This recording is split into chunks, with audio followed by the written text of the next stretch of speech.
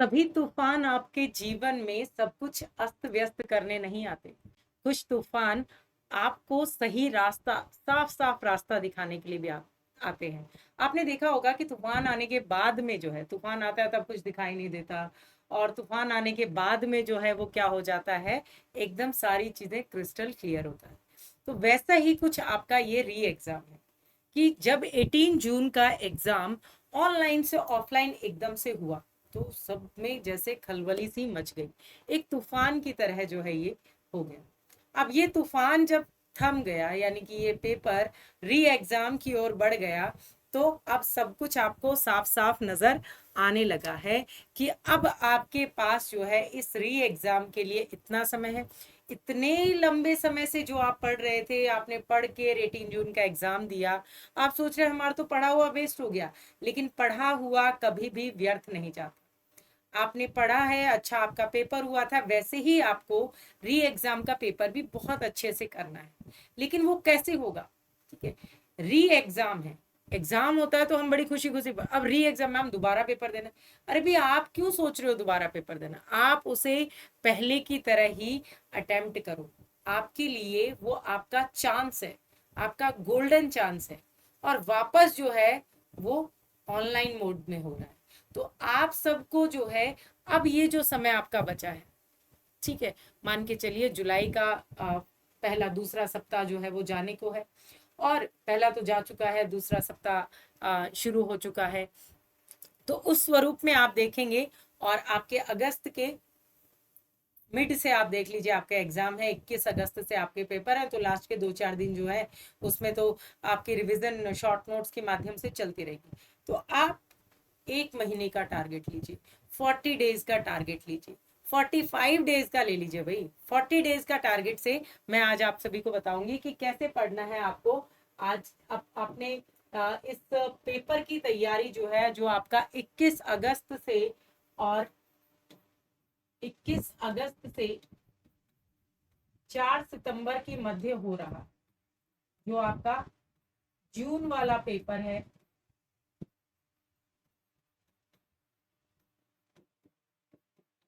जून वाला जो आपका पेपर है यूजीसी नेट का, ये इस समय पर होगा। अब इस समय पर जब ये पेपर हो रहा है, तो हम अनुमान, मैं आपको दिसंबर वाले की प्रिपरेशन का भी थोड़ा सा आपको यहाँ पे बताऊंगी। तो आप यहाँ पे देखेंगे, अब ये पेपर हो रहा है, अब आपके पास में आधा जुलाई, आधा अगस्त, ठीक है, थोड़ा सा ऊपर नीचे अगर हम कर लें, तो आपके पास में मान के चलिए 40 दिन। अब ये 40 दिन है, कोई सोच रहा है कि मैंने शुरू से अभी तक कुछ भी नहीं पढ़ा, क्या मैं भी पढ़ सकता हूँ 40 दिन में? जी हाँ, हमारे ऐसे स्टूडेंट्स भी हैं जिन्होंने मात्र 30 दिन की तैयारी में नेट क्लियर किया है। ठीक है, पहले वो अपने एमए वगैरह के पेपर दे रहे थे और 1 महीने नेट के लिए पढ़े और उनका नेट क्लियर हो गया। आप भी कर सकते हैं, ठीक है, आप भी कर सकते हैं, आप में भी वो क्षमता है, लेकिन बशर्ते उसके लिए आपको अपनी समय सीमा बढ़ानी पड़ेगी। देखिए, जब एनटीए आपको 3 से 4 महीने, 5 महीने जब तैयारी के लिए देता है, तो आप अगर रेगुलर शुरू से 2-2, 3-3 घंटे पढ़ते हैं तो चल जाता है। लेकिन जब आपके पास में 40 दिन ही बचे और जब आपने कुछ भी नहीं पढ़ा है, मान लीजिए, जो जो बिगिनर्स हैं उनके लिए मैं बता रही हूँ, जिन्होंने कुछ भी नहीं पढ़ा है, ठीक है, कि भाई जून का अटेम्प्ट हम तो ऐसे ही दे के आए थे। अब कोई नए स्टूडेंट्स तो जून वाले पेपर को भर नहीं सकते हैं। तो जो स्टूडेंट की भाई हम तो ऐसे ही दे के आए थे यार, अब दोबारा मौका मिल रहा है तो क्यों ना इसको थोड़ा सा तैयारी से दे लिया जाए, तो आप जो है इसमें अपना टाइम टेबल बना लीजिए। टाइम टेबल जो है वो कभी भी आप किसी का फॉलो नहीं कर सकते, क्योंकि सबके पास होते 24 घंटे ही हैं, लेकिन वो 24 घंटे सबके व्यतीत अलग अलग तरीके से होते। किसी को रात में पढ़ने के लिए टाइम मिलता है, किसी को सुबह पढ़ने के लिए टाइम मिलता है, किसी को दिन में पढ़ने के लिए टाइम मिलता है, किसी को शाम के समय में मिलता है। तो सबका जो रूटीन है वो उन 24 घंटों में अलग अलग स्वरूप में होता है। इसलिए आपको अपना टाइम टेबल निकालना है, उसमें से आपको 5 से 6 घंटे जो है वो पढ़ने के लिए निकालने हैं।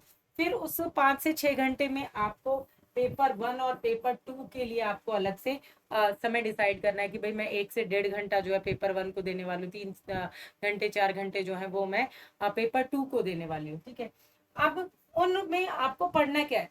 देखिए अगर आप जो है इस समय पर अगर ज्यादा कॉन्सेप्ट पढ़ने बैठ गए तो बहुत आपके पास में कम समय है। आप क्या कीजिए, मॉक टेस्ट दीजिए। अब जब आप मॉक टेस्ट देते हैं, जब आप पीवाईक्यू सॉल्व करते हैं, तो उनके साथ में उनका सॉल्यूशन जरूर देखें। ठीक है, इससे क्या होगा, ठीक है, इनको जब आप डिटेल में एनालिसिस करेंगे, जब आप इनको डिटेल में पढ़ेंगे कि आपने मान लीजिए क्वेश्चन पढ़ा, निम्नलिखित में से कौन सी रचना जो है वो वृंदावन लाल वर्मा जी की नहीं है। ठीक है, जैसे मैं आपको YouTube पे करवाती रहती हूँ इस तरह के क्वेश्चंस, कौन सी रचना नहीं है। अब आपको देखना है कि जो नहीं है, आपने कर दिया टिक कि भाई ये वाली नहीं है, आगे बढ़ गए, नहीं नहीं है तो वो किसकी है, कब आई थी, उससे रिलेटेड उसके राइटर के बारे में। इससे क्या होगा, आप पॉइंट टू पॉइंट जो है वो आगे बढ़ते जाएंगे, आपका कॉन्सेप्ट भी क्लियर होता जाएगा और साथ साथ में आपकी प्रैक्टिस भी होती जाएगी। ये एक बहुत ही पावरफुल फॉर्मूला होता है आपकी प्रिपरेशन स्ट्रेटेजी को आगे बढ़ाने का, कम समय में तैयारी करने का। ठीक है, दूसरी बात कि अब आपका मान लीजिए ये सितंबर में हो रहा है, अप्रोक्सी मान लीजिए अक्टूबर में इसका रिजल्ट आएगा, और अक्टूबर में रिजल्ट आने के बाद में आपके फॉर्म्स आएंगे, तो दिसंबर वाला जो है आप मान के चलिए दिसंबर एंड में जनवरी फर्स्ट वीक में आपका पेपर होगा। तो जो स्टूडेंट्स बिगनर्स हैं, जो दिसंबर की तैयारी सिर्फ कर रहे हैं, वो इन चीजों पर ध्यान ना दें। जिनका री एग्जाम से कोई लेना देना नहीं है, वो अपनी प्रॉपर तैयारी में अभी से लग जाइए।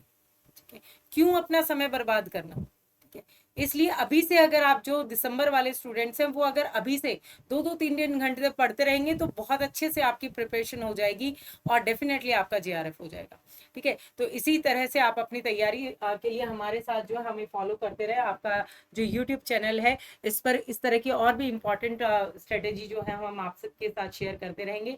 तो बने रहे हमारे साथ और हमारे इस चैनल को जरूर सब्सक्राइब कीजिए और कमेंट सेक्शन में ये बताइएगा कि आपने कॉन्सेप्ट पढ़ लिया है या आप पीवाईक्यूज पढ़ रहे हैं, या पीवाईक्यू पढ़ते हुए आपको किस तरह की समस्या आ रही है। तो कमेंट सेक्शन में आपके दिमाग में जो भी चल रहा है या कोई भी परेशानी चल रही है तो उसको लिख करके भेजिए, हम उसका सॉल्यूशन आपको जरूर बताएंगे। बहुत बहुत धन्यवाद। मैं डॉक्टर कविता नूनिया आपको धन्यवाद देती हूँ और मुलाकात होगी आपसे आपके सेशंस के अंतर्गत जो आप सभी के लिए यहाँ पर प्रदर्शित हो रहे हैं।